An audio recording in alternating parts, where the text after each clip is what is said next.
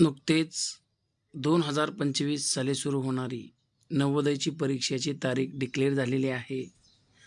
13 डिसेंबर रोजी या नवोदय परीक्षेचा पेपर होणार आहे.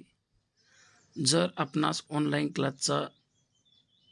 क्लास जॉईन करायचा असेल तर आपण 9823233247 या नंबरवरती संपर्क करा.